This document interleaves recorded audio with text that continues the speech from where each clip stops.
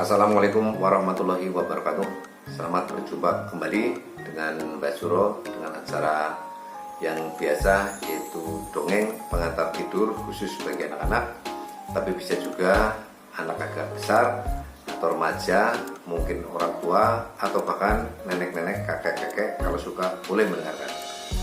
Untuk kali ini Mbak Suro akan menceritakan dongeng tentang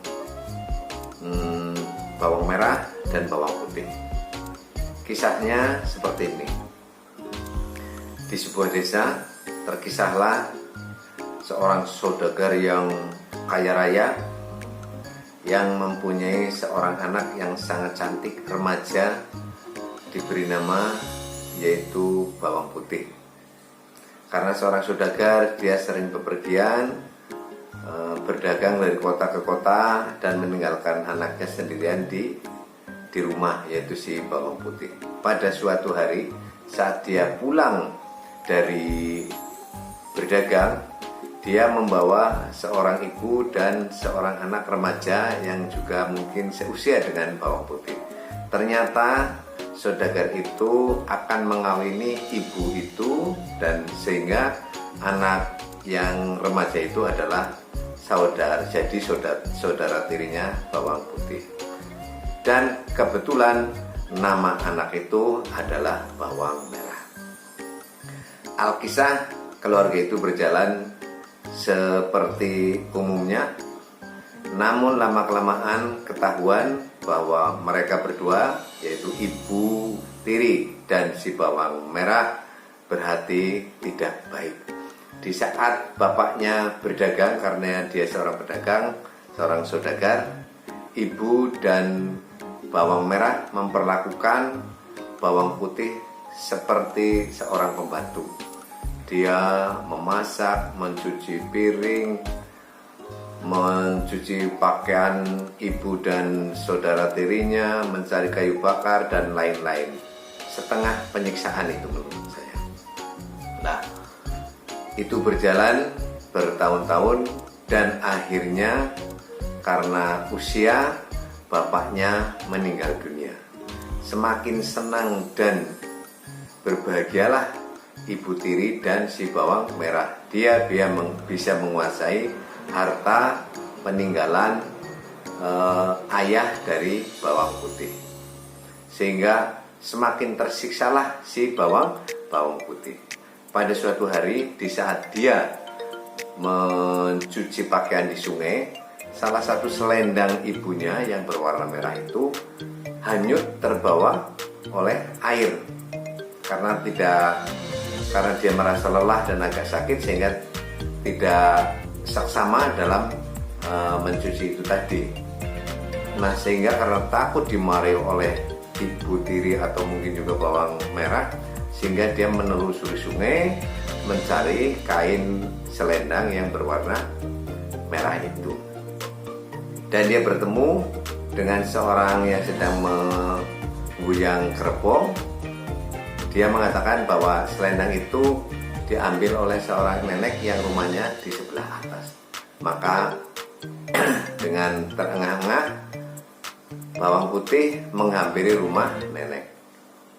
Dan betul juga, si nenek mengakui bahwa dia menemukan selendang dan disimpan di dalam rumah. Tapi untuk mengambilnya, bawang putih harus bekerja sebagai imbalan atas ditemukannya selendang yang merah itu. Dengan senang hati, bawang putih membantu nenek membersihkan rumah, memasak, mencari kayu bakar, dan itu tidak terasa berat karena itu sudah biasa dikerjakan. Nah, di saat mau pulang, nenek memberi hadiah sebuah, yaitu labu.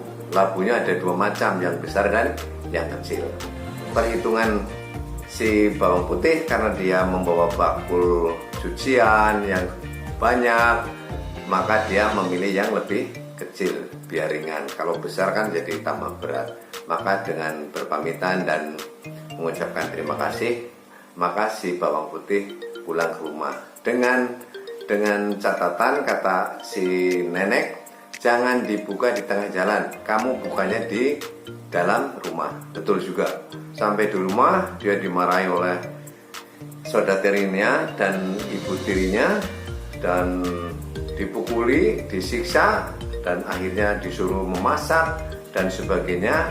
Tapi begitu ibu tiri dan bawang merah melihat labu, maka dia suruh memasak labu yang dibawa oleh si bawang putih. Maka dibukalah labu itu, tapi ternyata isinya adalah perhiasan yang sangat mahal, bagus dan indah. Terus diceritakanlah ceritanya bahwa selendangnya hanyut, ketemu nenek, suruh memilih labu yang kecil dan yang besar. Oh, dasar tolol kamu, harusnya memilihnya yang labu yang besar, kan lebih banyak. Akhirnya timbul ide dari ibu tiri dan bawang merah akan melakukan kegiatan yang sama dengan bawang putih. Maka esoknya mereka berdua pergi ke sungai mencuci pakaian dengan bakul dan selendang yang merah itu dilepas agar hanyut atau menghanyutkan selendang yang berwarna merah itu. Dan betul juga, setelah diikuti, selendang merah itu diambil oleh nenek yang kemarin mengambil saat selendang itu hanyut oleh si bawang putih. Maka diikutilah nenek itu. Betul saja dia mengakui, dan sebagai tebusannya suruh bekerja sehari itu. Maka ibu tiri dan bawang merah itu bekerja seperti bawang putih kemarin, memasak dan sebagainya, mencari kayu bakar dengan segala keluh kesahnya. Akhirnya selesai. Maka diberi hadiah, suruh milih yang besar apa yang kecil labunya. Oh, karena serakah, akhirnya dia mengambil yang besar. Dan ingat, kamu bukanya harus di rumah. Ya nek. Begitu pulang, baru di tengah jalan sudah pada ingin membuka. Oh, neneknya nggak tahu ini bu. Iya ya. Akhirnya mereka membuka labu yang besar itu di tengah jalan, dan ternyata yang keluar adalah hewan-hewan berbisa. Ada kelabang, ada ular, ada ketunggeng dan sebagainya, dan semuanya menyerang orang itu, yaitu ibu tiri dan bawang merah. Akhirnya mereka berdua meninggal dunia, sedangkan bawang putih hidup melanjutkan usaha bapaknya dan juga mendapat modal emas dari nenek yang telah mengambil selendang merahnya tadi. Begitulah cerita dari bawang merah dan bawang putih, dengan harapan cerita itu menginspirasi kita untuk selalu berbuat baik, karena sampai kapanpun kebaikan akhirnya akan menang terhadap kejahatan. Itu saja, kurang lebihnya mohon maaf. Wabillahi taufiq wal hidayah. Wassalamualaikum warahmatullahi wabarakatuh.